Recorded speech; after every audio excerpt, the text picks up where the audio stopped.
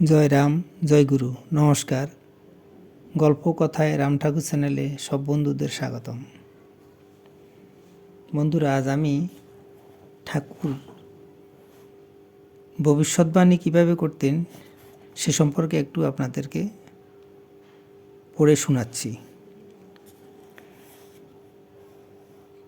একবার ঠাকুর শ্রী যোগেশ গুপ্তের বাড়িতে আসেন।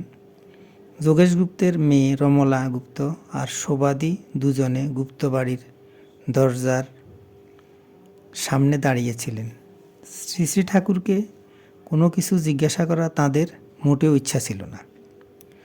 শ্রী শ্রী দয়াল ঠাকুর তাঁদের লক্ষ্য করে বলেছিলেন, রমলা বেথাতে মাস্টারি করব।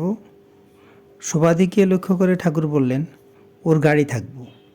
গাড়োয়ান আইসা বলবো, হুজুর গাড়ি আয়া। ও খটখট করিয়া যাইব, খসখস করিয়া লেখা আসব। কত অহংকার, কোনো চিন্তা নাই, ও অনেক কাম করব। সুবাদী এই প্রসঙ্গে বলেন যে শ্রীমতী রমলা গুপ্তা নোয়াখালীতে মাস্টারিতে কাজ করে শেষে কুচবিহারে অবসর গ্রহণ করেন।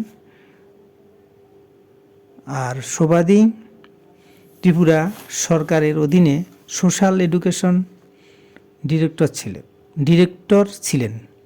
বেশ ভালোভাবে কর্মজীবন অতিবাহিত করেছেন। শ্রী শ্রী ঠাকুরের কৃপাতে অক্লান্ত পরিশ্রম করে যথেষ্ট সাফল্যের সঙ্গে তিনি ব্যক্তিগত কর্মজীবন সার্থক করে তুলছেন। এরপর ঠাকুর শোভাদিদিকে উদ্দেশ্য করে বললেন,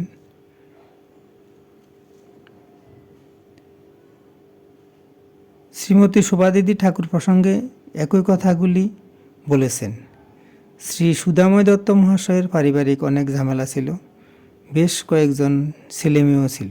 সংসারের ঝামেলা সত্ত্বেও তিনি ঠাকুরের একনিষ্ঠ ভক্ত ছিলেন। তিনি ঘুম থেকে উঠে হরে কৃষ্ণ হরে রাম গেয়ে সমস্ত পাড়া ঘুরে আসতেন। শ্রী শ্রী ঠাকুর একদিন বলেছিলেন, এটাই ওর শেষ জন্ম, আর জন্ম হবে না। ত্রিজগতের সব কিছুর কর্তা স্বয়ং নারায়ণ, তিনি সবই জানেন, তার কৃপাতে সব জানা যায়। এবার আমি ঠাকুরের একটি বাণী আপনাদেরকে পড়ে শোনাচ্ছি।